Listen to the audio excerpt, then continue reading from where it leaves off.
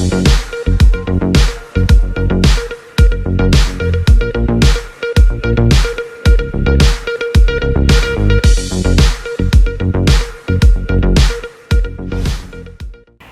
मध्य प्रदेश में कोरोना से हाल बेहाल है, तो वहीं सरकार का रवैया भी अच्छा नहीं है। लगातार अस्पतालों के हालात खराब नजर आ रहे हैं। कहीं वेंटिलेटर की किल्लत, तो कहीं ऑक्सीजन की कमी और कहीं बेड से लोग जूझ रहे हैं। सरकार में बैठा कोई भी नेता सुध लेने वाला नहीं है।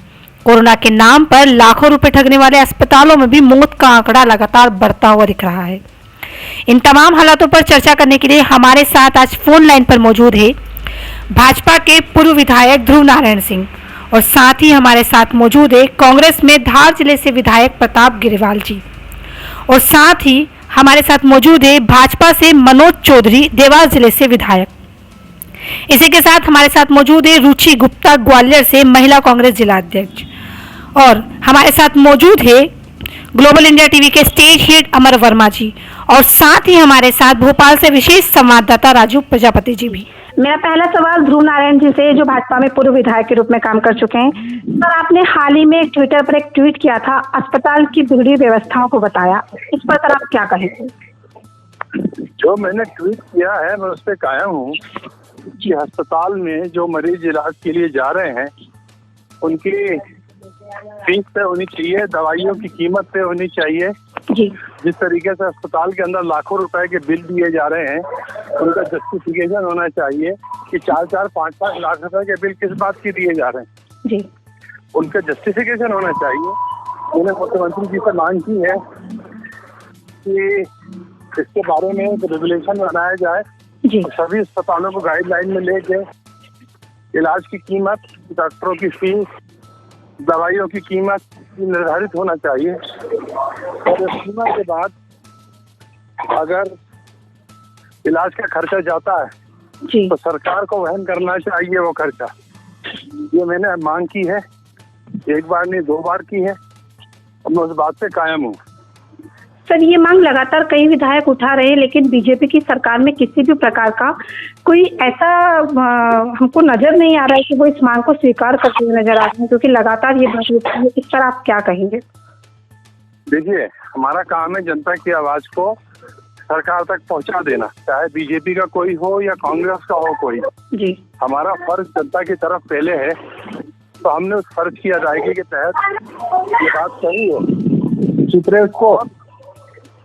और मैं ये मानता हूँ कि सरकार में कहीं ना कहीं इस बारे में शायद विचार हो रहा हो, पर क्योंकि मैं सरकार का अंग नहीं हूँ, इसलिए उसके बारे में उसकी तरफ से बोलने का मुझे कोई अधिकार नहीं है।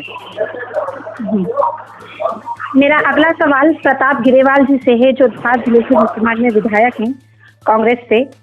सर, जिस तरीके से ध्रुव नारायण जी बता रहे हैं, लगातार बीजेपी के कई विधायक प्रतिक्रिया दे रहे हैं, सोशल मीडिया पर लगातार प्रतिक्रियाएं आ रही है ट्विटर के माध्यम से। सर, इस पर आप क्या प्रतिक्रिया, आप क्या कहेंगे? मैं बिल्कुल जो पूर्व विधायक ध्रुव नारायण जी है उनकी बातों से सहमत हूँ, और निश्चित तौर पर ये सरकार की विफलता माने, क्योंकि इन सरकार को पूर्व से पता था कि कोरोना का महामारी का दूसरा फेज आने वाला है जी। तो कार्य योजना बनानी थी, और प्राइवेट हॉस्पिटलों में ये स्थिति है कि जो जनता वहाँ अपने मरीजों को भर्ती करवाती है, मनमाने बिल दिए जा रहे हैं, और यहाँ तक कि मृत्यु के बाद में कई परिजनों को उनकी, जब तक वो जो लाखों रुपए बिल नहीं चुकता करते, वहां तक उनकी मरीजों की लाश भी नहीं दी जाती है। ये एक इस समय शिवराज सिंह सरकार पूरी तरह से विफल है और पूरी फेल है। सरकार को पूरी तरह से ध्यान मध्य प्रदेश की जनता की ओर लगाना चाहिए। यहाँ तक भी जो वैक्सीन का, जो 18 साल तक के युवाओं को जो वैक्सीन लगना थी, वो वैक्सीन भी अभी अस्पतालों में नहीं पहुंची है, वैक्सीन भी लगाना स्टार्ट नहीं हुआ है उनका। जी सर। मेरा अगला सवाल देवास जिले के विधायक मनोज चौधरी जी से है। सर, जैसा कि ध्रुव नारायण जी ने और प्रताप गिरेवाल जी ने कहा कि सरकार पूरी तरीके से व्यवस्थाएं नहीं संभाल पाई, इस पर आप क्या प्रतिक्रिया देंगे? नहीं, मैं इसमें सहमत नहीं हूँ। बिल्कुल हम ये चाहते हैं सरकार पूरी तरह से कि एक एक व्यक्ति के स्वास्थ्य की सुरक्षा हो, उनके स्वास्थ्य के लिए हर तरह से हर संभव प्रयास किए जाते हैं। प्राइवेट अगर अस्पतालों की बात कहें तो निश्चित रूप में कहीं ना कहीं जो गलतियां हैं वो सुधारने की आवश्यकता, लेकिन जितने भी कोविड सेंटर खोले गए सरकारी अस्पतालों में उनका निःशुल्क कैसे इलाज हो सके, कैसे ऑक्सीजन की कमी को पूरा किया जाए, कैसे इंजेक्शन की कमी को पूरा किया जाए, एक एक व्यक्ति इस बात का प्रयास कर रहा है। माननीय मुख्यमंत्री जी से लेकर जितने भी मंत्री, जिनको हर एक अलग अलग जिले की जवाबदारी सौंपी गई है। मनोज जी मैं आपको रोकना चाहूँगी। मनोज जी लेकिन हम अपनी बात कहें जी, मैं आपको कहना चाहूंगी जिस तरीके से लगातार प्रतिक्रियाएं नजर आ रही है, ऐसा नहीं है व्यवस्था चरमराई हुई, जनता त्राही त्राही कर रही। हमारे पास लगातार अलग अलग जगहों से फोन कॉल्स आते हैं, हॉस्पिटलों में जगह नहीं मिल पा रही है, रेमडेसिविर नहीं है, बेड की व्यवस्थाएं नहीं है, ऑक्सीजन नहीं है। हम इसको झुठला नहीं सकते हैं, सरकार कहीं ना कहीं व्यवस्था में विफल रही है। सुनिए, मैं आपको बताना चाहता हूँ कि चाहे हम जैसे हो, मैंने खुद 50 लाख रुपए इस बात की स्वीकृति दी है विधायक निधि तक से कि भाई हम ऑक्सीजन की व्यवस्था, उसका जो है प्लांट कैसे जल्दी बन सके। हम 10 लाख रुपए के हमने, मतलब मैं अपनी जगह की बात बता रहा हूँ, पूरे प्रदेश की बात बताऊंगा कि अलग चाहे कंसंट्रेटर खरीदे जाए, कुछ भी हो, हम अपनी व्यवस्थाओं को कैसे दुरुस्त कर दे, क्योंकि अचानक अगर ये महामारी तेजी से फैली है तो इसमें कहीं ना कहीं संसाधनों का अभाव जरूर है, लेकिन सरकार का प्रयास है कि किसी भी तरह से हर एक व्यक्ति को सुविधा मिल जाए। अगर प्राइवेट अस्पतालों में कहीं कोई गड़बड़ी मिल रही है तो कल भी आपने देखा होगा निर्णय लिया गया है कि चाहे अगर किसी को प्लाज्मा लगता है तो उसकी निर्धारित होना चाहिए कि इतनी राशि किसी भी अस्पताल में लगाई जाएगी तो इतनी राशि से ज्यादा वो नहीं ले सकेगा। इंजेक्शनों की या दूसरी दवाइयों में अगर कोई ज्यादा पैसे लेता है तो उसके खिलाफ कार्रवाई होगी। मुख्यमंत्री जी पूरे प्रदेश में मुख्यमंत्री जी लगातार इस बात का संपर्क बनाए रखे हैं कि चाहे प्रशासन से हो चाहे जनप्रतिनिधियों से, कि किसी भी तरह से हम व्यक्ति की सेवा कर पाए, जो भी क्रिटिकल कंडीशन हो न बने। लेकिन फिर भी कहीं ना कहीं अगर लगातार चेन बनी हुई थी तो उसको तोड़ने का भी प्रयास किया जा रहा है। इसके लिए हम सबको मिल करके काम करना पड़ेगा। इस समय राजनीति तो करने की आवश्यकता नहीं, इस समय हम सबको मिल करके संयुक्त प्रयास से कि कैसे इस कोरोना की चेन को हम तोड़े, ताकि कम संसाधनों में भी हम ज्यादा से ज्यादा जनता को सुविधाएं दे पाए, क्योंकि निश्चित रूप से। अमर जी कुछ कहना चाह रहे हैं। अमर जी आप क्या कहना चाह रहे हैं? मनोज जी, मैं ये कहना चाहूँगा कि ये वाकई में राजनीति करने का समय नहीं है, लेकिन मेरा सवाल ये है कि कांग्रेस और बीजेपी के भी लोग अपना दर्द बयां कर रहे हैं, तो चाहे ट्विटर के माध्यम से कर रहे हैं या तो फेसबुक पे कर रहे हैं, और वो परेशान है क्योंकि वो देख रहे इस हालातों को देख रहे, अपने वाले को खोते हुए देख रहे, तो उसका वो दर्द बयां कर रहे हैं। लेकिन वाकई में ये बात सही है कि कहीं न कहीं मतलब जो व्यवस्था है वो हो नहीं पा रही है। मनोज जी देखिए, मैं ध्रुवनारायण जी ने जो बोला है उनकी बातों से मैं सहमत हूँ। उन्होंने बोला है कि मैं अपने बयान से वो कायम है। इसी प्रकार से जोशी ने भी पहले ऐसे बयान दिया है। कई भाजपा के जो नेता है, भाजपा के प्रतिनिधि है, वो अपना बयान दर्ज कर रहे हैं। मनोज जी क्यों नहीं मानते आप?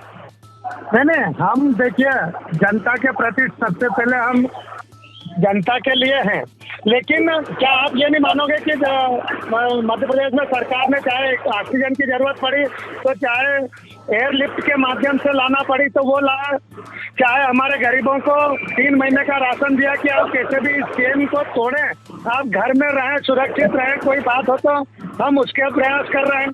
जी मनोज जी मैं दोबारा आपके पास आऊंगी। हमारे साथ कांग्रेस की रुचि गुप्ता ग्वालियर से महिला कांग्रेस जिला अध्यक्ष भी फोन लाइन पर मौजूद है। मेरा अगला सवाल रुचि गुप्ता जी से है। मैम, आप ग्वालियर से महिला कांग्रेस जिला अध्यक्ष के रूप में काम कर रही हैं। कोरोना को लेकर आपके यहाँ क्या व्यवस्थाएं की गई है? आप क्या प्रोटोकॉल के तो नियमों का पालन कर रही हैं? क्या कहेंगे? देखिए, हम तो पिछले 20 तब से हम लोग अंदर हैं, घरों के अंदर हैं, गेट तक बाहर नहीं जा रहे हैं। पर ये जो भाजपा जो विधायक हैं, ये धरातल पर आकर कभी बात नहीं करते। शिवराज जी ने पूरा मध्य प्रदेश स्वराज बना दिया। किसने सोचा था कि यहाँ प्रतीक्षालय में भी जो बॉडी है वो वेट कर रही होंगी। ये बात करते हैं इस बात की कि हमने ये बनाया, हमने वो बनाया। इनसे पूछा जाए ये कि आपको जब जनवरी में WHO ने चेतावनी दी थी कि कोरोना की दूसरी लहर बहुत घातक है और इसके लिए क्या प्लानिंग थी, केंद्र से क्या प्लानिंग थी और मध्य प्रदेश से क्या प्लानिंग की हुई थी, ये इनसे पूछिए। हम जानते हैं कि हमने दमोह उपचुनाव में क्या खो दिया, हमारी दुनिया चली गई। ये ऐसे वाक्य बोलते हैं कि मैंने 50 लाख की राशि स्वीकृत की। कहाँ की है, क्या कर दिया आपने, पहले से क्या प्लानिंग थी? उन घरों में पूछिए जहाँ अन्न नहीं पहुंच रहा, कुछ खाना नहीं पहुंच रहा, ना वहां पर एक ऑक्सीजन सिलेंडर के लिए लोग रोते थे, मेरे घरों के बाहर, सोसाइटी के बाहर खड़े रहते थे। क्या प्लानिंग थी आप लोगों? मैं ये प्रतिक्रिया ध्रुव नारायण जी से लेना चाहूंगी, क्योंकि ध्रुव नारायण जी लगातार ये कहा जा रहा है कांग्रेस हो जनता हो, ऐसा नहीं है कि सिर्फ जनता और कांग्रेस की बात हो रही है। यहाँ पर सरकार केंद्र में बीजेपी की बैठी हुई है, सवालात खड़े होंगे। आप बताएं कि व्यवस्था इतनी चरमराई गई क्यों है, क्यों लगातार जनता मर रही है, क्यों लगातार जनता को व्यवस्थाएं मुहैया नहीं कराई जा रही है? देखिए ये क्या है, ये राज्य का विषय है, सारे विषय आवंटित हैं जी। हर राज्य को अपनी व्यवस्था स्वास्थ्य की देखनी है, केंद्र मदद करता है, इनिशिएटिव पूरा राज्य लेते हैं। और दूसरी बात मैं कांग्रेसियों से कहना चाहता हूँ, इसको राजनीति का अखाड़ा न बनाएं और स्पष्ट दृष्टि से सुझाव दे सकते हैं वो सुझाव दें। हमने कमलनाथ जी का कार्यकाल भी देखा है, उस वक्त भी कोरोना था और उस वक्त वो वहां पे फिल्म फेस्टिवल कराने में लगे हुए थे। इस तरह की बात करने का कोई टाइम नहीं है आज कोई समय नहीं है, बिल्कुल नहीं है। और मैं आपसे माननीय कितना बोलना चाहूँगा, भाजपा का चुनाव जीतना होता तो पहले से एक वक्त पहले तैयारी में लग जाती है। सुनिए, बाकी विधानसभा और राज्यों की चुनाव हम जीते थे, आपने जीतना है, इसीलिए ये मत बोलिए कि चुनाव जीता कौन है और हारा कौन। मेरा मानना भी है। और हमारे साथ विशेष संवाददाता राजू प्रजापति जी भी भोपाल से। हाँ जी, हेलो। हाँ जी, अगर आप बराबर बोलने देना चाह रही हैं तो मैं डिबेट में हिस्सा लूंगा। हेलो जी जी हेलो जी। अगर आप बराबर बोलना दे, सब बोले, मैंने किसी को डिस्टर्ब नहीं किया। जी, मैं बोल रहा हूँ किसी को डिस्टर्ब नहीं करना चाहिए, जी, ये गलत बात है। जब वो बोले वो लोग, मैंने किसी की उसने एक शब्द नहीं बोला मैंने। जी बताएं। तो जब मैं बोल रहा हूँ तो हमको चुपचाप सुनना चाहिए। बोलिए बोलिए। अगर इतना धैर्य नहीं है तो डिबेट में आना नहीं चाहिए। धैर्य सभी में है, आप बोलिए। जी सर बताएं आप। मैं ये कह रहा हूँ, ये राजनीति का अखाड़ा बनाने का समय नहीं है। सबको अपना सुझाव देना और अपने एरिया में जो जनता का हम राहत पहुंचा सकते हैं वो काम करें। कमी बेशी निकालने के लिए जिंदगी बड़ी है, जब होगा तो निकालते रहेंगे। आज वो समय नहीं है। मैं सिर्फ जो सरकार का ध्यान आकृष्ट करना चाहता हूँ वो कमियों की तरफ आकृष्ट करता हूँ। जी, जैसे बिल्कुल राजनीति नहीं कर रहा हूँ। और ऐसी मैं सभी लोगों से चाहता हूँ कि जो उचित सुझाव हैं वो दें। जी, मेरा सवाल जी, जैसे कि एक बहुत इंपॉर्टेंट बात है जो आप लोग ध्यान नहीं दे रहे। कुछ ऐसे परिवार हैं जिनके बच्चे अनाथ हो गए, माँ बाप जिनके मर गए, छोटे छोटे बच्चे, उनकी कस्टडी कौन ले, उनकी चिंता कौन करे। कुछ ऐसे परिवार हैं, माँ बाप चले गए, परिवार सक्षम थे, तो उस परिवार को, उन बच्चों को देखभाल करने के लिए कोई कस्टोडियन बनाना पड़ेगा। ये तो इतना आसान विषय नहीं है, ये सारे विषय हैं, सबकी चिंता करनी पड़ेगी और समय समय में सरकार को सुझाव देना पड़ेगा। जी। तो मैं ये चाहता हूँ कि जो स्वस्थ सुझाव है या जो एक हेल्दी जिसे एडवाइस कहते हैं वो दें। और अभी लड़ने का, झगड़ने का, एक दूसरे पे उंगली उठाने का कोई समय नहीं है इसमें। जी बिल्कुल, बहुत सही। प्रताप ग्रेवाल जी से सुझाव मांग लीजिए। प्रताप ग्रेवाल जी, आप इस पर क्या प्रतिक्रिया देना? प्रताप ग्रेवाल जी से मेरा एक सवाल और है सर। अभी कल ही में इंदौर के सांसद शंकर लालवानी ने एक वीडियो वायरल हो रहा है लगातार सोशल मीडिया पर, उसमें वो कह रहे हैं कि पत्रकार जो है वो कोरोना को तेजी से फैला रहे हैं। सर, पत्रकार चौथे स्तंभ में काम करता है, as a front line worker पत्रकार काम कर रहे हैं। पत्रकार मीडियम है सर, जनता की आवाज, सरकार की आवाज जनता तक पहुंचाने का एक मीडियम है पत्रकार। वो कोरोना को कैसे फैला सकता है? इस पर आप क्या कहना चाहेंगे? पत्रकार एक पत्रकार जो जितनी भी कार्य हमें होती है, प्रिंट मीडिया हो, इलेक्ट्रॉनिक मीडिया हो, उसके माध्यम से हमें जानकारी मिलती है कि आज अस्पताल में क्या व्यवस्था है और क्या व्यवस्था नहीं है। ये सारी जानकारी हमें पत्रकारों के माध्यम से मिलती है और ऐसे पत्रकारों के बारे में ऐसी टिप्पणी बिल्कुल मैं इसकी निंदा करता हूं। और साथ ही साथ मैं इतना भी बताना चाहता हूं कि भारतीय जनता पार्टी के जो नेता हैं उन्होंने अपने को खोया है। और मैं भाजपा नेताओं को ये भी बताना चाहता हूँ कि जिस प्रकार से किसी भी प्रदेश में और किसी भी विधानसभा के चुनाव होते थे 1 वर्ष पहले तैयारी में लग जाते हैं। पोलिंग बूथ के मैनेजमेंट की बात हो चाहे आम सभा की बात हो, पहले लग जाते हैं। तो मेरा भारतीय जनता पार्टी की सरकार और नेताओं से यही बात मैं पूछना चाहता हूँ कि आपको जब WHO ने चेतावनी दी थी कि ये सेकंड फेज की जो लहर खतरनाक आने वाली, तो आपने सूरत सरकार ने क्यों नहीं तैयारी की, क्यों नहीं ऑक्सीजन की व्यवस्था की, क्यों नहीं बेड की व्यवस्था कराई। आज आप तैयारी कर रहे हैं क्योंकि जब अपने प्रदेश के नागरिक बेहाल है, आज अपनों को लोग खो चुके हैं, उसके बाद में आप ऑक्सीजन की तैयारी कर रहे हैं, आप बेडों की व्यवस्था कर रहे हैं, तो जो जिनकी जान गंवा चुके उसके लिए जिम्मेदार कौन है? उसकी संपूर्ण जवाबदारी मध्य प्रदेश सरकार की है। क्योंकि कोरोना काल में इन्होंने अपने पद पर बैठे थे शिवराज सिंह जी, तो संपूर्ण जवाबदारी मध्य प्रदेश की सरकार की है। और मध्य प्रदेश की सरकार अभी भी देर नहीं है, आने वाला अच्छे कदम उठाना चाहिए और हमारे मध्य प्रदेश स्वस्थ रहें और उनके स्वास्थ्य की जवाबदारी भी मध्य प्रदेश की सरकार की है। मनोज चौधरी जी, मैं आपको इससे प्रतिक्रिया लेना चाहूंगी जैसा प्रताप किलेवाल जी बता रहे हैं अभी। मनोज चौधरी जी, आप क्या कहेंगे? देखिए, एक व्यक्ति चाहे वो किसी भी वर्ग का हो, कैसा भी व्यक्ति हो, उनके स्वास्थ्य की जिम्मेदारी निश्चित रूप से मध्य प्रदेश सरकार ने ले रखी है। और मैंने पहले भी कहा कि माननीय मुख्यमंत्री जी शिवराज सिंह जी हो, चाहे पूरा मंत्रिमंडल हो, चाहे एक व्यक्ति हो, हर व्यक्ति, चाहे आपका हमारे स्वास्थ्य विभाग के कर्मचारी हो, चाहे हमारे जितने भी अधिकारीगण हो, एक व्यक्ति इस बात की चिंता में लगा, और चिंता में ही नहीं, उसको कैसे हम धरातल रूप पे उनकी व्यवस्था कर पाए, चिकित्सा सुविधा मुहैया करा पाए, इस बात के लिए लगा हुआ है।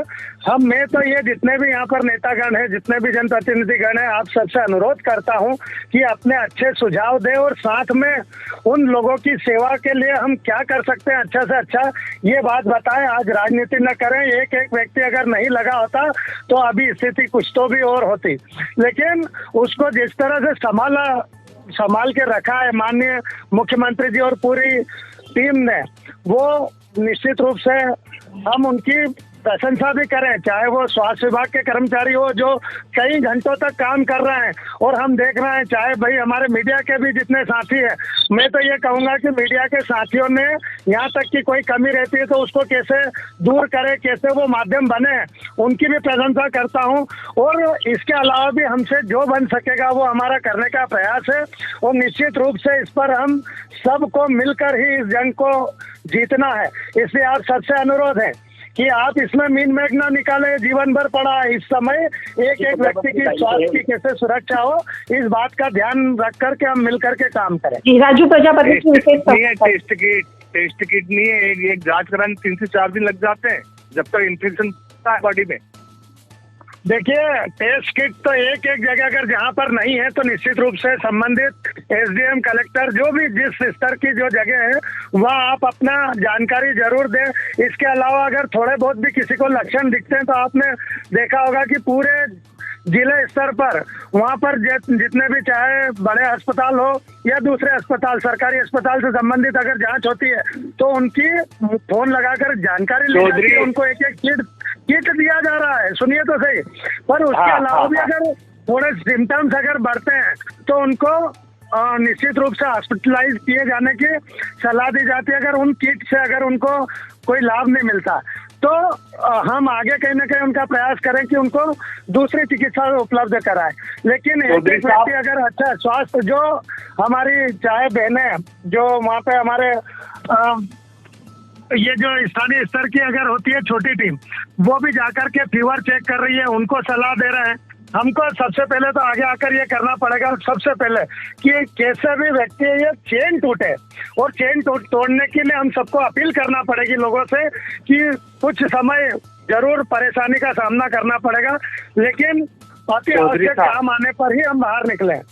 चौधरी साहब, मैंने सरदारपुर विधानसभा का उदाहरण देता हूँ। प्रशांत शर्मा करके पूरा एक परिवार है जिससे जांच करावे।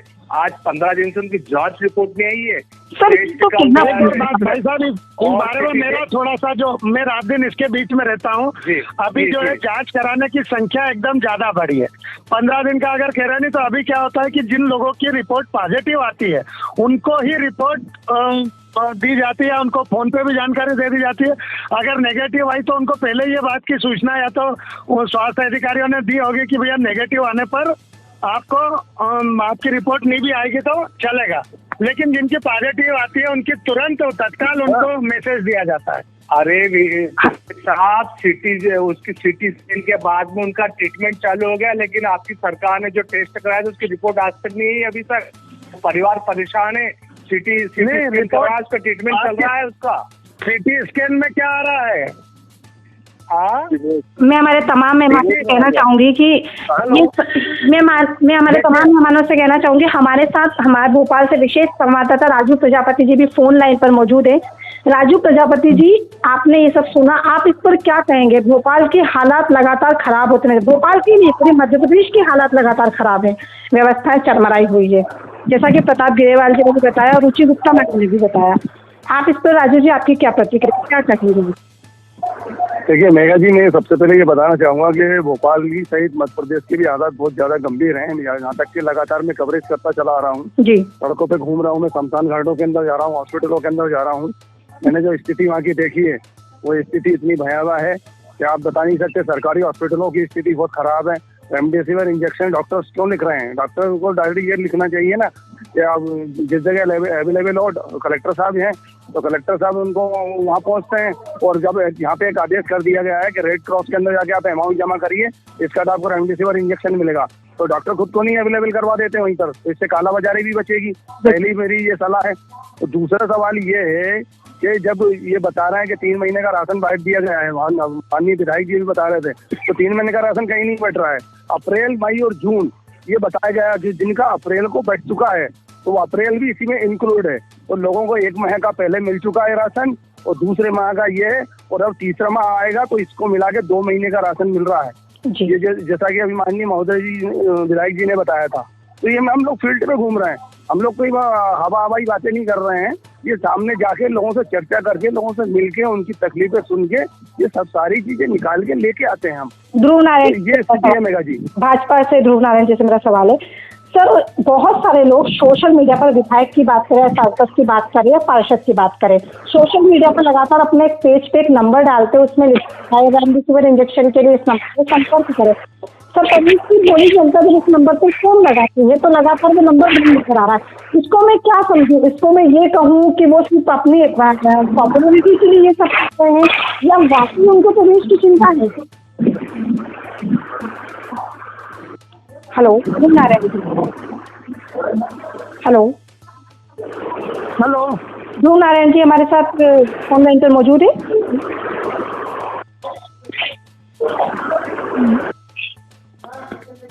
मनोज चौधरी जी, हेलो जी बोलिए। सर, मेरा सवाल यही है कि लगातार ये जो सोशल मीडिया पर पॉपुलरिटी के लिए जो नंबर दिए जा रहे हैं कि यहाँ लेकिन जब फोन लगाया जाता है तो नंबर बंद आते हैं, पर क्या कहेंगे?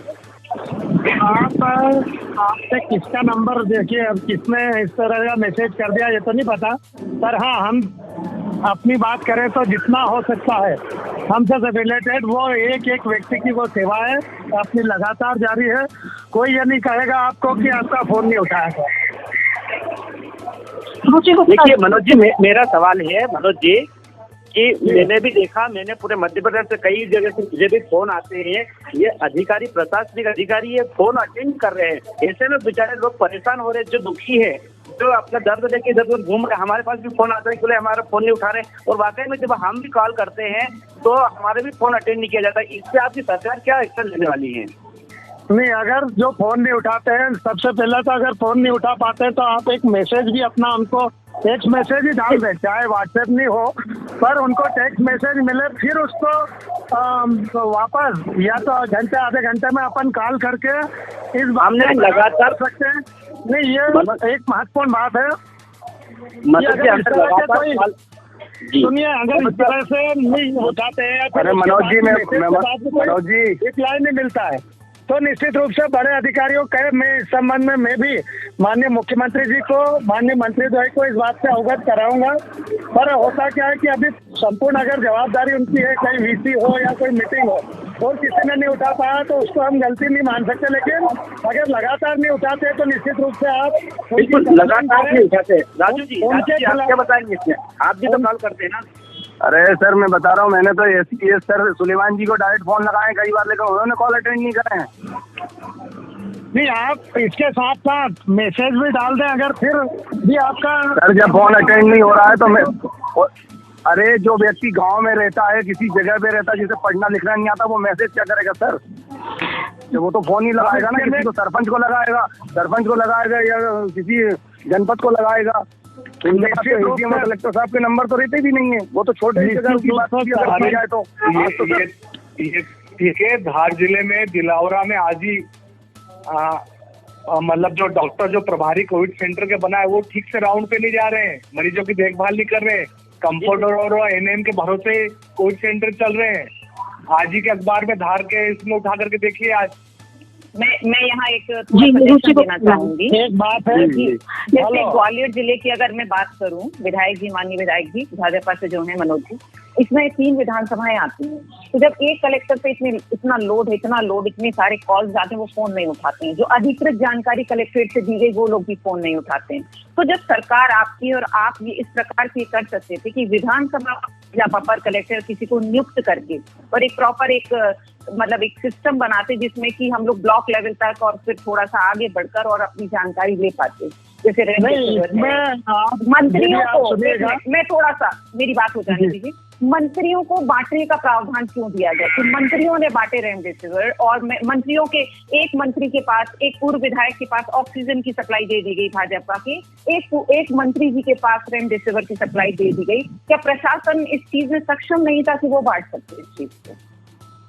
देखिए शासन और प्रशासन, देखिए दीदी, शासन और प्रशासन दोनों मिलकर जब तक काम करेंगे तभी काम ठीक से हो पाएगा। मैं दूसरी बात आपकी ये कहना चाहूंगा कि जो आपने अभी कहा कि प्रशासनिक अधिकारी किसी को स्पेशल नियुक्त किया जाए, यहाँ जिले के लिए, जैसे हमारे जिले की अगर बात करें तो एडीएम साहब को, उनको जो है पूरे जिले की जवाबदारी, साथ में अलग अलग जितने भी ब्लॉक्स पड़ते हैं उसमें एसडीएम संबंधित, अगर बड़ा अस्पताल कोई सा छोटी जगह पे जहाँ तहसील स्तर का होगा तो तहसीलदार को भी उनके साथ इंक्लूड किया गया है, उनको जवाबदारी दी गई है। साथ ही यहाँ की अगर हम बात करें तो जिन लोगों की भी शिकायतें आती है या जिन लोगों को रिक्वायरमेंट जिस बात की होती है, वो हम भी अपनी तरफ से डॉक्टरों से भी बात करते हैं लगातार, साथ में प्रशासनिक अधिकारियों से उन तक उनकी बात पहुंचाते हैं कि भाई इनको ज्यादा रिक्वायरमेंट है या इन लोगों को इसी चीज की, चाहे इंजेक्शन की हो, ऑक्सीजन की हो, तो इनकी व्यवस्था करें। संबंधित बड़े अधिकारियों से लेकर छोटे अधिकारियों तक, कर्मचारियों तक भी हम बात करते हैं, साथ ही फीडबैक भी लेते हैं। मनोज, तो ये कहीं अगर कोई चीज की कमी अगर कहीं किसी बात का है तो जहाँ पर कमी है आप हमें भी बताएं, भले दूसरे जिले की हो कहीं की भी हो। मनोज, तो हम मैं तमाम मेहमानों को एक बार रोकना चाहूंगी। सर, ये वाकई में राजनीति का विषय नहीं रहा है। अब ये राजनीति का, ग्लोबल इंडिया टीवी लगातार इस पर बात कर रहा है, लगातार विधायकों से हम संपर्क करें। कई विधायक, कई सांसद तो ऐसे भी है जो हमको भी संपर्क नहीं करते हैं, हमारे फोन नहीं उठाते, हमसे बात नहीं करते, लगातार बिजी होने का बात करते हैं। लेकिन फिर भी रुचि गुप्ता मैडम, मैं आपसे कहना चाहूंगी, एक बार आपके पास आना चाहूंगी कि ये जो राजनीति समीकरण है, मतलब बीजेपी कांग्रेस, इसमें जनता कहीं ना कहीं पिस रही है, कहीं ना कहीं जनता का पूरी तरीके से वो हो रहा है, परेशान हो रही है जनता, त्राही है, मर रहे लोग, और जमीनी स्तर पर हमारे संवाददाता लगातार रिपोर्टिंग करते हैं। बड़ा दुख की बात है ये। तो इस पर आप एक प्रतिक्रिया लेना चाहूंगी आपकी जगह में। मैं आपको वही बता रही हूँ कि आज कल 3 दिन से आप देखिए कि भाजपा के जो मंत्री है, मैं यहाँ बीजेपी कांग्रेस नहीं कर रही हूँ, क्योंकि जो खत्म हुआ या जिसको ऑक्सीजन की कमी पड़ी उसमें कोई बीजेपी या वो कांग्रेस ही नहीं था, वो आम नागरिक था। और आज आलम ये है कि वो जो मंत्री हैं इनके, वो मंत्री खुद कह रहे हैं, खुद धरने पे बैठ रहे हैं मंत्रियों के घर के बाहर, भाजपा वर्सेस भाजपा हो चुका है कि आपने जो सप्लाई है वो प्रॉपर डिस्ट्रीब्यूट क्यों नहीं की। आज आप यकीन मानिए कि जो ऑक्सीजन के एक सिलेंडर के लिए लोगों ने 5-5 हजार रुपए पे किए, व्यवस्थाएं क्यों ऐसी चरमराई थी भाजपाइयों की? किस चीज में लगे हुए थे? चुनाव में लगे हुए थे या किस चीज में लगे हुए थे? तो उन्होंने प्रॉपर जो व्यवस्थाएं हैं वो हमें उपलब्ध नहीं कराई। अमर जी इन सब पर उपलब्ध नहीं मैं अमर जी से पूछना चाहूंगी, अमर जी आप इन सब पर क्या कहेंगे? देखिए मेघा जी, मैं सही बताऊं, ये मैं सभी की बात से सहमत हूं और मैं मनोज जी को भी बताना चाहूंगा कि मनोज जी जो रेमडेसिविर इंजेक्शन डॉक्टर लिख रहा है और बोल रहा है कि जब मार्केट से लेके आइए, तो जब उनको उपलब्ध करा रहे हैं तो डॉक्टर मार्केट से लाने का क्यों बोल रहे हैं? पहली बात। और दूसरी बात ये है कि जो परिजनों को अपना बचाने के लिए वो 30-35 हजार खरीद रहे बेचारे। तीसरी बात ये है कि जो ऑक्सीजन है वो भी सिलेंडर खरीदने की इधर उधर भटक रहे हैं। तो ये बातें हैं जो कि आपको सरकार के सामने रखना चाहिए और इसमें सुधार करना चाहिए। और दूसरी बात यह कि जिस प्रकार से जो अधिकारी है वो लगातार फोन नहीं उठा रहे हैं, तो उन्हें भी निर्देशित करना चाहिए कि वे फोन उठाए और मतलब जवाब दे या उनके अटेंडर रखे। जी मनोज जी, ये आपकी बिल्कुल निश्चित रूप से आपका सही कहना है। अगर कोई अधिकारी कोई कर्मचारी फोन नहीं उठाता है किसी कारण से, अब एक आध बार कोई गलती हो जाए वो बात अलग है, लेकिन अगर कंटिन्यू नहीं उठाता है तो निश्चित रूप से आप उसकी जानकारी बड़े अधिकारियों को दें। और हम भी इस संबंध में माननीय मुख्यमंत्री जी को भी अवगत कराएंगे कि इस समय में, क्योंकि ये भयावह स्थिति, इसमें इसके पहले हमारी दीदी कह रही थी कि मैंने बीजेपी कांग्रेस नहीं करी, मैं भी ये कहना चाहता हूँ आप सबसे भी कि ये समय बीजेपी कांग्रेस या अन्य किसी पार्टी को कोई करने का नहीं है। इसमें तो हम एक रहकर कैसे इस कोरोना की जंग को जीते, कैसे लोगों को स्वास्थ्य की सुविधा उपलब्ध कराए, ये हम सबका संयुक्त प्रयास होगा, तभी जाकर के हम इस पर सफलता प्राप्त करेंगे। और जो लोग इसमें दोषी, चाहे अगर कोई स्वास्थ्य कर्मचारी हो जिनने अगर गड़बड़ करी है कि अगर कोई इंजेक्शन ज्यादा पेशेंट बेचा है या कोई इस तरह की बात आती है, तो तुरंत उसका हम एक व्यक्ति किसी भी रूप में हमें अगर कोई कहता है तो उसकी जानकारी लें और उसके खिलाफ कार्रवाई भी की जाएगी। साथ में हम मुख्यमंत्री जी को भी, माननीय मंत्री के द्वय को इस बात से अवगत कराएंगे कि भविष्य में कोई भी अधिकारीगण जिनको भी जवाबदारी सौंपी गई है वो इस तरह का व्यवहार जनता से नहीं करे, किसी से नहीं करे। उनका प्रॉपर उनका जवाब आना चाहिए और क्या उनके लिए सुविधा हम उपलब्ध करा रहे हैं ये जानकारी भी हमें उनसे मिलना चाहिए। मनोज जी, ये बात आपकी निश्चित रूप से ऊपर पहुंचाई जाएगी। मनोज जी, मैं आपको बताना चाहूंगा कि देवास जिले में आज ही 3 व्यक्ति और एक नर्स को गिरफ्तार किया गया है। पुलिस ने खुलासा किया, वहाँ के एसपी ने प्रेस वार्ता करके बताया है कि वो 35 हजार रुपए में रेमडेसिविर इंजेक्शन बेचते थे। तो देखिए आप जी ऐसी पता चला। देखो मेरा एक बात बताऊं, उस संबंध में कई लोगों के इस बात के लिए भी फोन आए कि भैया वो ये गलती हो गई, हम नहीं कराएंगे। लेकिन हमारा सीधा कहना है कि अगर दोषियों को सजा एक बार नहीं मिली तो दूसरों को फिर छूट मिल जाएगी, कोई भी हो, कैसा भी व्यक्ति हो। लेकिन अगर वो गलती करता है ऐसे संवेदनशील समय पे तो हम एक को भी बख्शेंगे गड़बड़ करने, क्योंकि ये किसी व्यक्ति की सांसों की बात है, जीवन की बात है। हमारे जितने भी व्यक्ति यहाँ पर कोई भी हो, छोटा बड़ा गरीब अमीर, एक एक व्यक्ति की जान हमारे लिए कीमती है और उनके लिए हम जो सेवा कार्य कर रहे हैं या जो लोग सेवा कर रहे हैं उनमें अगर कोई गड़बड़ी करता है तो वो बिल्कुल बर्दाश्त नहीं होगा। मनोज जी मैं कुछ बात मनोज जी मेरा एक सवाल है आपसे। मनोज जी, हाँ जी सर। मनोज जी मैं ये जानना चाहता हूँ कि जो आयुष्मान कार्ड जो बनाया है तो उस आयुष्मान कार्ड को इसमें क्यों नहीं इंक्लूड कर दिया जाता है कोविड के अंदर?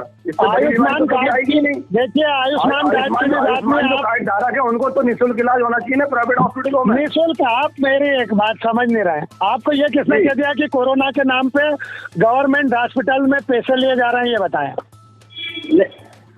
कोरोना के लिए अलग सुनिए पूरी एक प्राइवेट हॉस्पिटलों में जो एडमिट हो रहे हैं जी, प्राइवेट हॉस्पिटल की बात अलग छोड़े, लेकिन इनके लिए कोरोना के लिए अलग से अस्पताल अधिकृत भी कर दिए गए हैं। जो गवर्नमेंट हॉस्पिटल है वो तो है ही। इसके अरे गवर्नमेंट हॉस्पिटलों में तो सिर रखने जगह नहीं है। मनोज जी सवाल ये है कि जो आयुष्मान कार्ड बिस्तर ही नहीं मिल रहा है वहाँ पर एडमिट ही कैसे हो सकते हैं बताइए ना आप।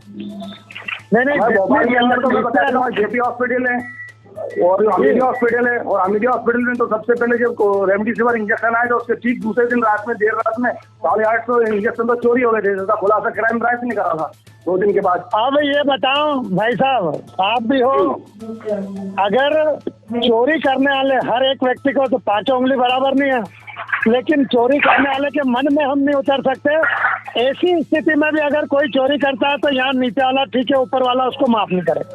मतलब इस तो सर ये व्यवस्थाओं की गड़बड़ी है ना सर। सब कुछ सुनिए, अपना सब कुछ छोड़ करके अपना मतलब लोग यहाँ तक कि गाड़ियां बेच करके लोगों की सेवा कर रहे हैं। और ऐसे में अगर कोई किसी के मन के अंदर ना आप जा सकते हैं ना मैं जा सकता हूँ, किसी के मन के अंदर है तो उसके खिलाफ अगर वो जो सबूत मिलता है उनके खिलाफ कार्रवाई भी होती है।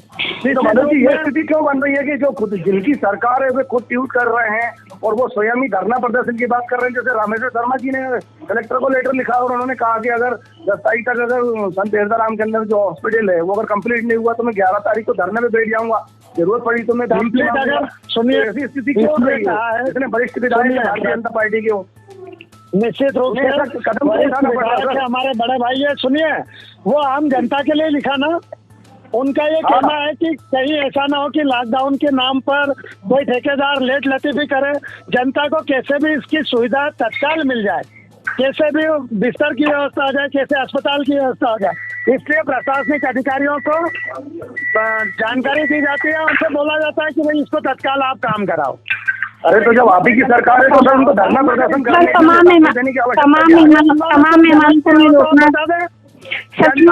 को मैं रोकना चाहूंगी सर, तमाम मेहमान की रोकना चाहूंगी और एक बार फिर मैं कहूंगी कि यहाँ पर किसी भी प्रकार की राजनीति ना की जाए। हमें किसी भी हालत में मध्य प्रदेश में कोरोना को हराना है, वैक्सीन उपलब्ध कराना। लेकिन मनोज जी, इस बात को मानना होगा, सरकार ने 18 साल के ऊपर वालों के लिए भी वैक्सीनेशन के रजिस्ट्रेशन शुरू कर दिए थे, लेकिन जब रजिस्ट्रेशन लोगों ने शुरू किए वहाँ पर ये चीज हो गई है, किसी भी प्रकार का कोई भी ऐसा लिंक नहीं आया कि आपको इस साइट से आपकी वैक्सीन लग जाएगी। तो हालात खराब है, ये हमको मानना होगा, समझना होगा और अस्पतालों की व्यवस्थाओं को सही करना होगा, जनता को सही तरीके से इलाज देना होगा। हाँ सर, बताइए मनोज जी। हेलो। हाँ हेलो जी, प्रताप जी अपने क्या दीजिए, क्या कहेंगे आप? हेलो प्रताप गिरेवाल। हाँ, मेरा आपसे यही कि बार बार जैसे राजनीति की बात की जा रही है तो हम लोग विपक्ष के लोग हैं।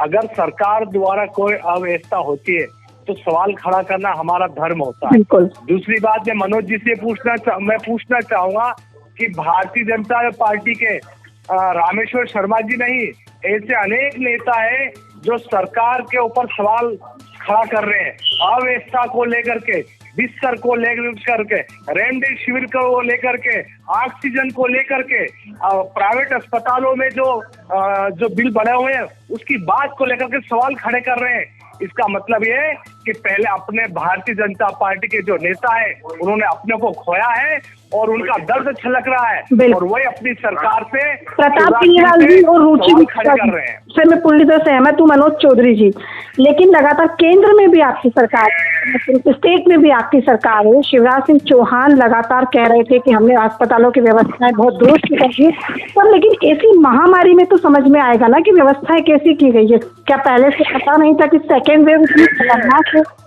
क्या पहले से अवगत नहीं कराया गया था? ऐसी व्यवस्था अगर ये लोग जनता के बीच में जा रहे हैं जी।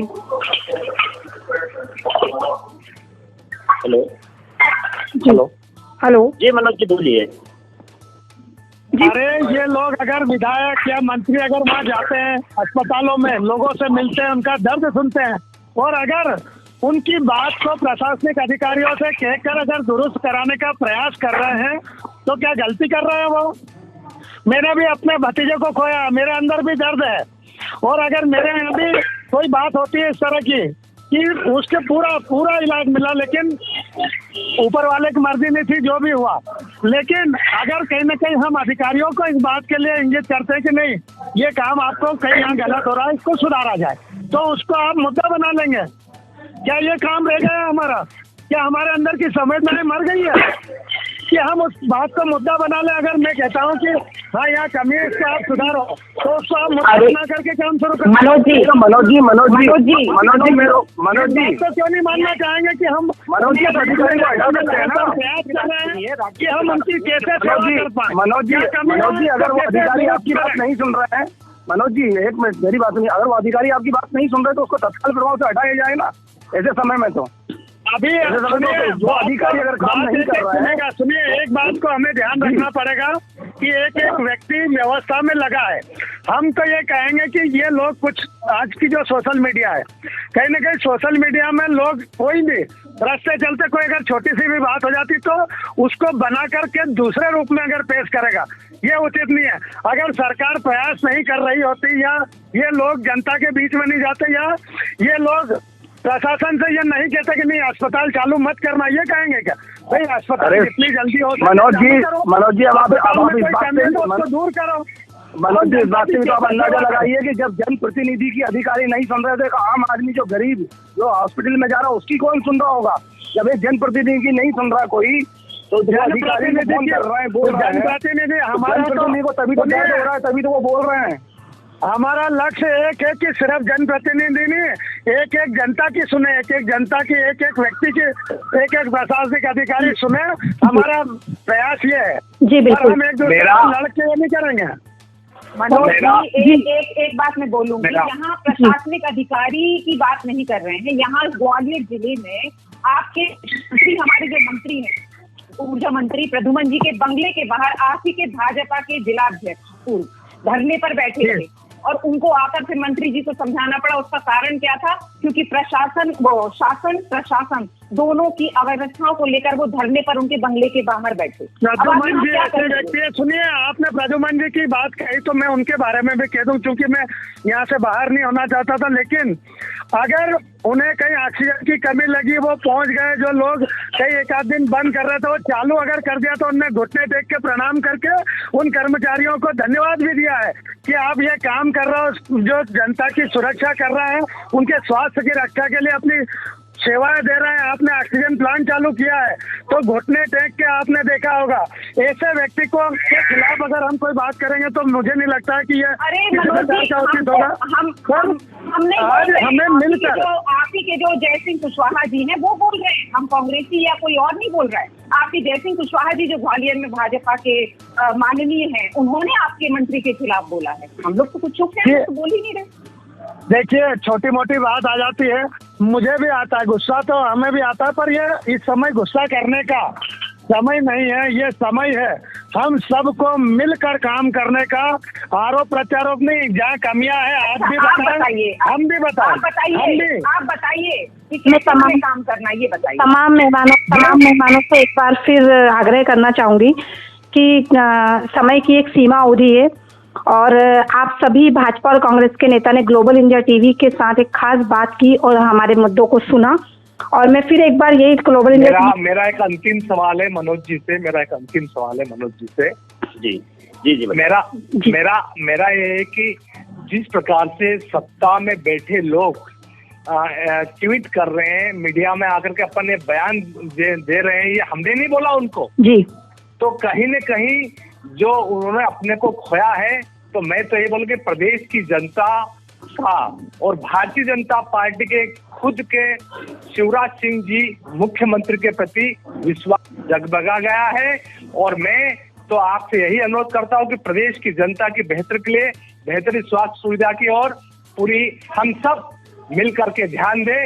जिस प्रकार से आज हमारे सरदारपुर विधानसभा क्षेत्र में भी जो दानदाता आगे आकर के खुद आकर के दान दे रहे हैं और सरकार का सहयोग कर रहे हैं, हम भी आपके साथ में हैं, लेकिन हम सकारात्मक रूप से आगे बढ़ेंगे और इस कोविड को हराएंगे।